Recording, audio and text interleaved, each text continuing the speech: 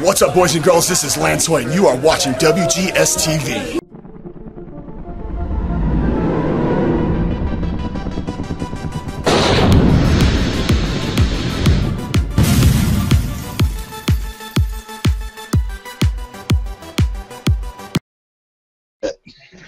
You have warped your way into another episode of WGS-TV right here on YouTube.com/WrestleGamer. I'm the WrestleGamer, W. Billy Boudreaux, and this is going to be a review of Monday Night Raw for the week of February 23rd, 2015, the Fallout from Fastlane. I want to go ahead and apologize to you guys out there who are expecting a review of Fastlane from yours truly. Never got a chance to do it yesterday, so I do apologize. But anyway, we want to talk about what happened on Monday Night Raw. Let me introduce the panel for this week's Monday Night Raw review. First off, he is here with all of his studliness. It's the studly man, Ashley. Ashley, how you doing? I guess I'm doing better than Brock Lesnar because I actually made it on this show.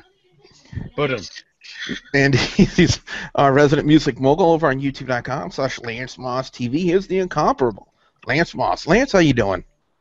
Pretty good.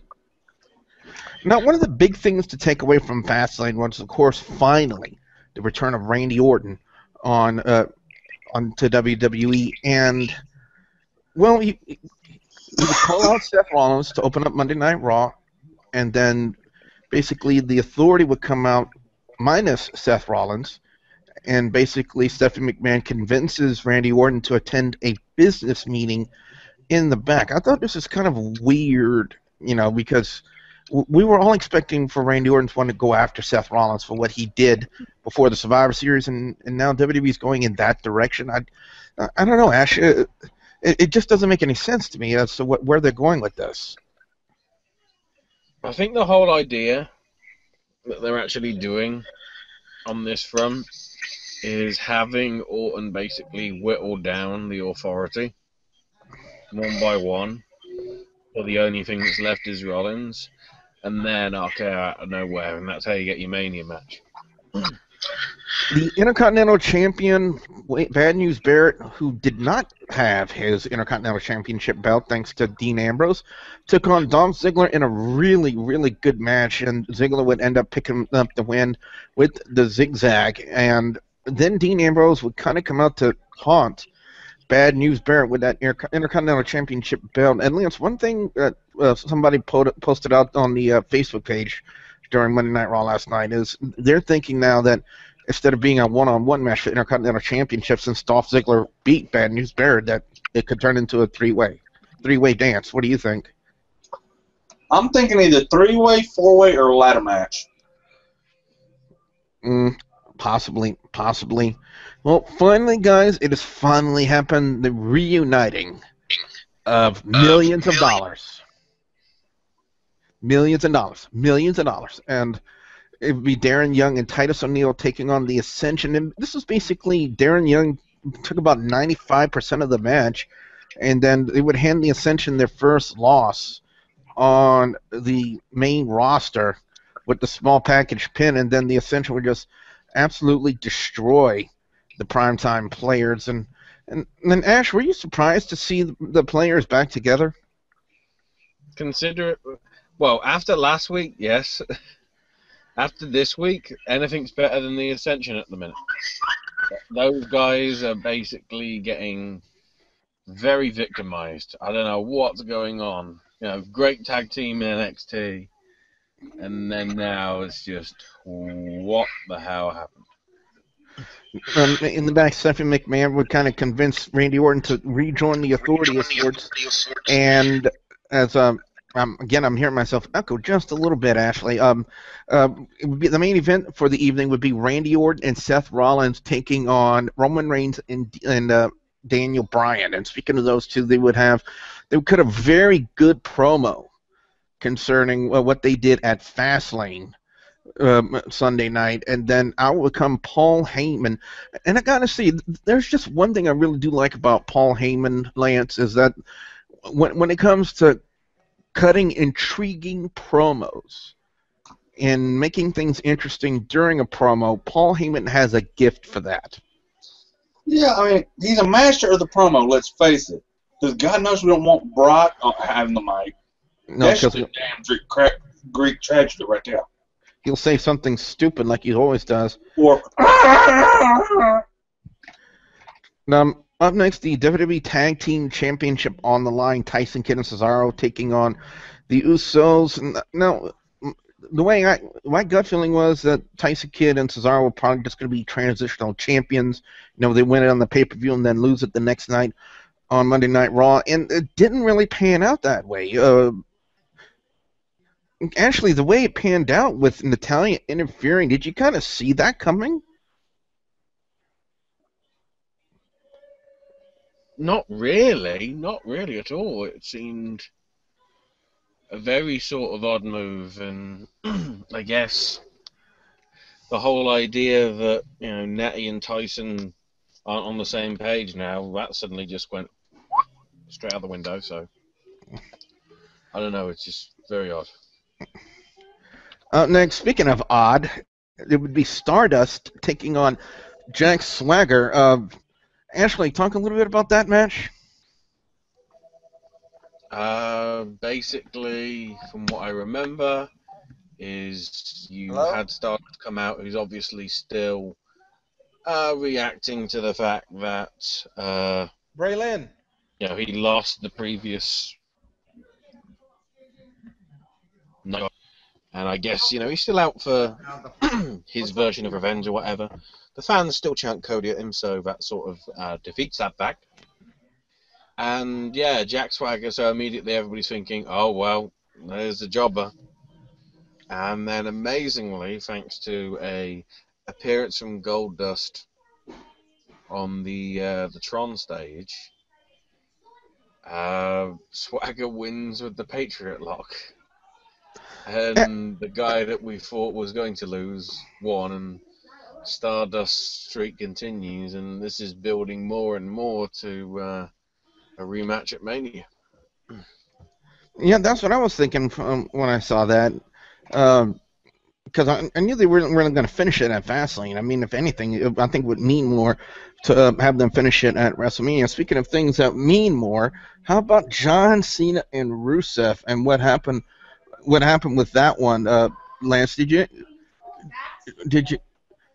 Oh, gee, do you want me to answer? Sorry. But thoughts about that, especially when it pertains to what they're doing now with John Cena and Rusev? Oh, your typical John Cena promo, honestly, and your typical Rusev promo. Because they're going to make John Cena be God Almighty in WWE, because to them, that's what he is, because he sells merch, even though he's not the best guy in the company, just saying. Okay, he took the loss at Fastlane by getting kicked in the nuts. Yeah, but he was, I will not surrender. I will not give up. McMahon. But he passed out. Yeah. He pissed out as well, but less said about that, the better. Now, here's something that really got a lot of wrestling fans on social media very, very, very irate. The Bella Twins taking on Paige and Emma in a 15-second match. It was 15 seconds? I thought it was like 3. I mean, even the hashtag right now, hashtag Give Divas a Chance, it's been trending since last night on Twitter. And you know what? I gotta agree with him. I mean, Vince McMahon right now is currently not giving the main roster divas their fair shake, not giving them a fair time. I mean, you have a 3-hour program, and you only give your divas 5 seconds, 10 seconds to do a match. To me, that's not right. That's not right at all. I think one of the main reasons why I say I love the NXT divas so much is because they're given their fair shake. They're given a fair amount of time to do a match. Actually, in all honesty, what happened last night with them, to me, is just outrageous. Yeah, I've lost all faith in it, to be honest. It's just, yeah. That's pretty much it. That's how it is. Ashley, talk a little bit about Curtis Axel and Ryback, the meeting of Ryback. Oh my word! So Hello. yeah, it's good old Curtis Axel coming out, who's still adamant that he's still in the Royal. I guess because he's on drugs or something. I don't know. Cocaine. Possibly. So he's got the T-shirts now and everything. So I still don't know. And well, if he's doing Axelmania, I don't think he can do brother. What would he do instead of brother? Perfect, brother. From another mother, I don't know. Oh man. But yeah, he's still he injects himself into the Andre the Giant Memorial Battle Royal, and it's like it's prestigious. Let's think about what happened to the guy that won it the first time. He did Jump fuck like a all bitch. and then got a title at Fastlane. That's about it. Yep, pretty much. That's the curse of being the Paul Heyman guy when Brock Lesnar's in town. Yep, that's pretty much how it ended up with that. Ryback would hit the shell shock on Axel, pick up the win. And then the main event, Seth Rollins and Randy Orton taking on Daniel Bryan and Roman Reigns. And now, if I thought I had WWE creative pegged the way I thought they would do it, more than likely, I want to say about probably 75-80% of the fans, including yours truly, were thinking that they were going to have Orton turn on Rollins during this match, but it did not go that way. Instead, it would be Daniel Bryan hitting the running knee on Rollins to pick up the win, but Randy Orton would be so incensed that Rollins had tagged himself in that he would be pacing the floor, getting angrily, and then wouldn't we think Orton would attack Seth Rollins because he did RKO Jamie Noble for his troubles, and Joey Mercury back down like a little bitch, and then we're all thinking he's going to do the same thing to Rollins. Instead, he just picks him up, props him in the corner, and then gives him a pat on the shoulder. Lance, I'm still confused as to what they're doing. Brother, it's mind games. Yeah, I'm going to hit this guy, but you don't know when I'm going to hit you, baby. Yeah. You don't know when the Viper's going to strike. And that's how he's playing with Seth Rollins' mind. Dig it? As I snap into a Slim Jim. Oh, yeah. It's time to go into overall scores and our picks for best and worst mattress segment of Monday Night Raw this week. Monday Night Raw, the fallout from WWE Fastlane. I think one of the things that really got, because we did get an in-depth look into the man they called Sting, and I gotta say, even though a lot of people were saying, "Oh, what happened with Triple H and Sting and Fastlane was predictable," yeah, it might have been predictable, but here's the thing: it's still a monumental thing to see Sting at not only in a WWE ring, but not competing at a WrestleMania, albeit it's not against The Undertaker, like a lot of people have been wanting. In fact, I think even Sting did a independent interview about a year or two ago saying that one person he would like to face off at a WrestleMania would be an Undertaker. But instead, we're going to get two monumental guys like Sting from WCW and Triple H from WWE, and they're going to work the same match on the grandest stage of them all, WrestleMania. To me, that's money. I don't care what anyone else says. That's money in my book. If you grew up in the 80s and the 90s, in the Attitude Era and the Golden Era like I've done, then you understand what I'm talking about when I say that Sting and Triple H, to me, a lot better than Sting versus The Undertaker. Because, again, it's the two main guys of the brands, if you think about it. Triple H was really heavily in WWE. Sting, franchise, WCW. Have the two franchises collide with each other. And then Shane Douglas would sit there and say, that's a good one. As far as this week's Monday Night Raw goes, you know what? We did not see anything from Sting. And a lot of people were wanting Sting to cut a promo. I mean, okay, for 1997, when we first saw Crow Sting, he didn't talk for a whole year. Sting has that charisma about him that he does not need to say a word to cut a promo.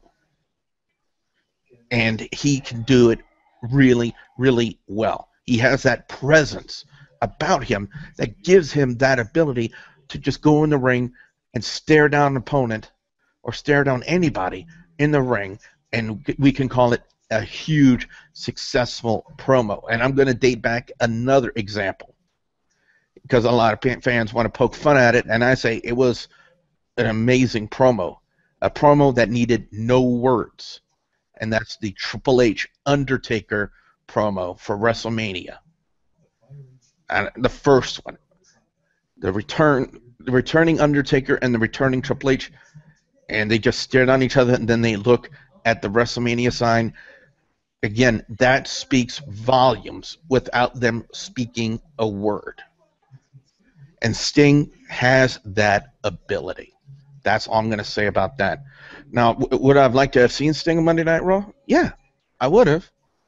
But do they really need to build up any more than what they've done already with Sting and Triple H? Not really, in my opinion. I mean, again, if you think about the storyline in itself, but as I get back on track on Monday Night Raw this week, best match of the night, I'm definitely going to go to Bad News Barrett and Dolph Ziggler. I thought it was entertaining. And I also like the fact that they actually had Dean Ambrose go in there after the match and taunt Barrett with the Intercontinental Championship. And now that does peg the question, will Dolph Ziggler be thrown into the mix, and will they be called a triple threat? You never know. Worst match of the night, the 15-second Diva match. And for once, I'm not blaming the Divas. I'm blaming Vince McMahon. Because this is Vince McMahon written all over it. He's got a 3-hour block for his Monday Night Raw, and he only allots 15 seconds to his Divas.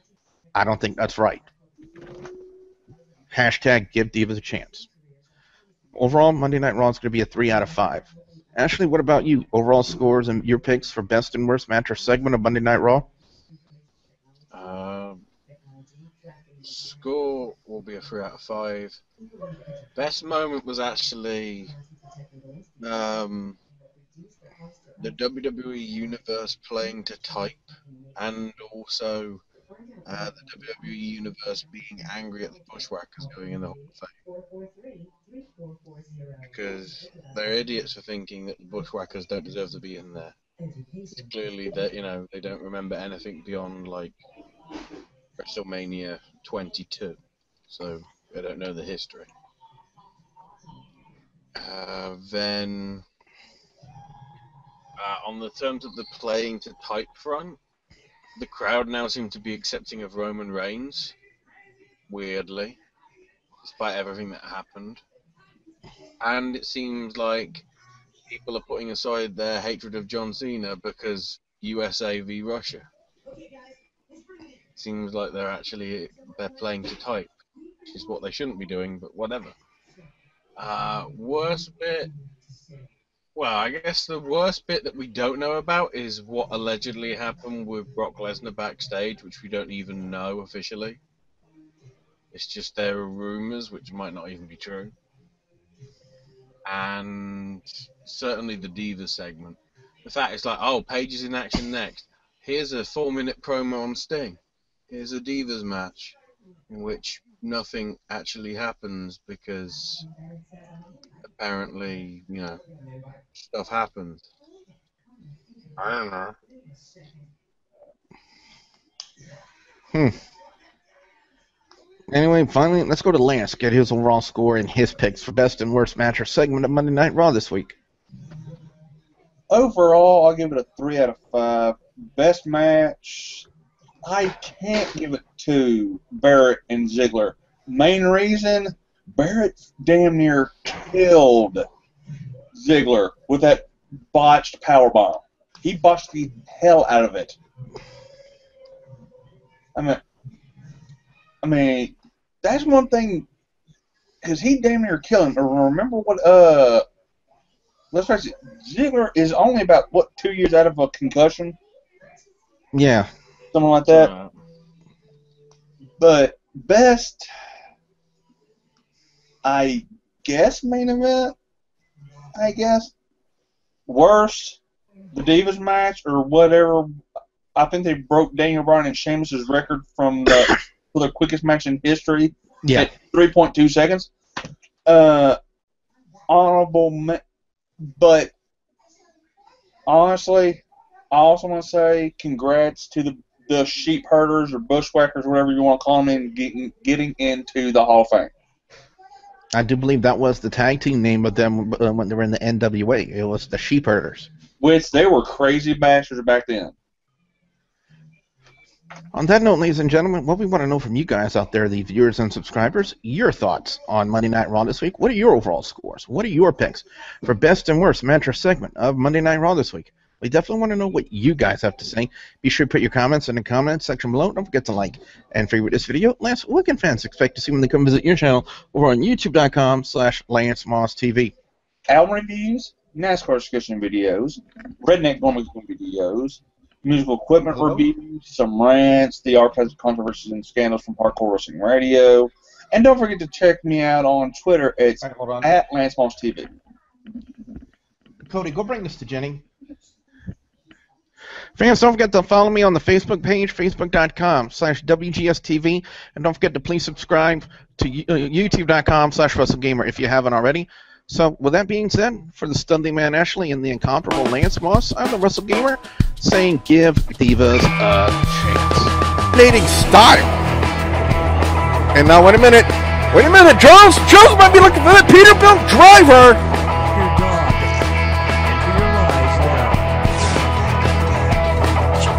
Chat was out with the book of how